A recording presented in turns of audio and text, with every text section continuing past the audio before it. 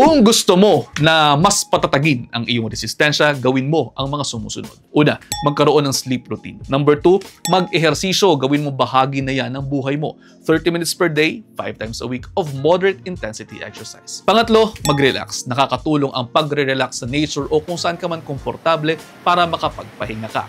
Sabi nga, pahinga, kaya huminga ka para magka-rebalance ang iyong sarili. Fourth, eat right. Healthy, balanced diet ang kinakailangan mo. Pwede kang kumain ng protina galing sa isda, sa manok, sa tofu o sa beans at samahan ito ng prutas at gulay of your choice. Nakakatulong yan para magkaroon ng mas maraming vitamins sa inyong sistema.